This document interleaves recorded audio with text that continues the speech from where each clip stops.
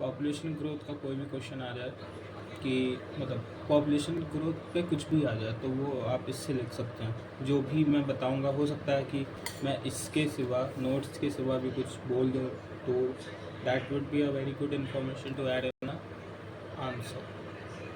Okay, so population growth आप सबको पता है कि population growth is one of the major issue in India because we have population of around 1.47 billion, and which is 53% of the population of world, and India owns only about 20% of land of the world, less than 20% to be precise, but yeah, so India owns only 20% of the land and has more than 50% of the population, and that's unfair, right? So why India have so much population? Historically, if you will talk about it, so India always had more population. In India, almost have around 60% in the in late Vedic period. India had more than 60% of world population with a city.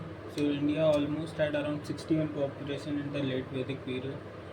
About 58% in all the civilization, 51, 53, 52. So the population of India has been always more than the world's population.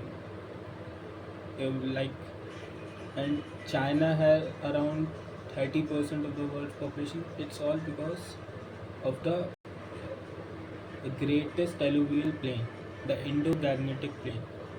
So बहुत simple reason है कि Indo Gangetic plane India के पास है, वो one of the largest gangetic plain है। तो वहाँ पे क्या है, फर्टाइल सॉइल है, फर्टाइल सॉइल होगी तो फूड ज़्यादा मिलेगा तो पॉपुलेशन ज़्यादा होगी। तो ऐसी बात नहीं कि ये इंडिया की गलती, जो इंडिया को लोग ब्लेम करते हैं कि यूपी बिहार में मतलब एजुकेशन नहीं है इसलिए पॉपुलेशन ज़्यादा होती है। हाँ, ये बात एक है, फैक्टर है, बट हिस्टोरिकली भी अगर देखोगे तो इंडिया की पॉपुलेशन मोर देन 50% रही ही है, बिकॉज इंडिया के पास गैंगेटिक प्लेन है, ये वो गॉड गिफ्ट है।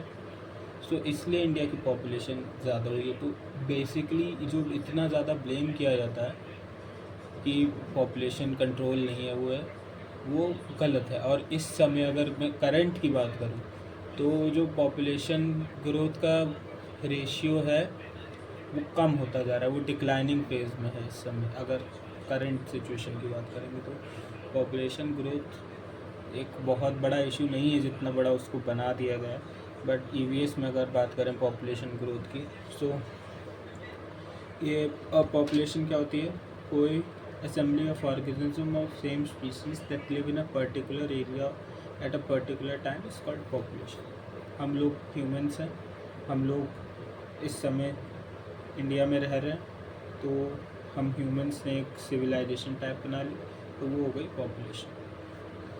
सो हिस्टोरिकली इसमें भी पॉपुलेशन ग्रोथ जो है वो इस ग्राफ से दिखाया जाता है, जिसका फॉर्मूला P = P0 RT है, where P is future population, P0 is present population, E is exponential, R is rate of birth, T is time।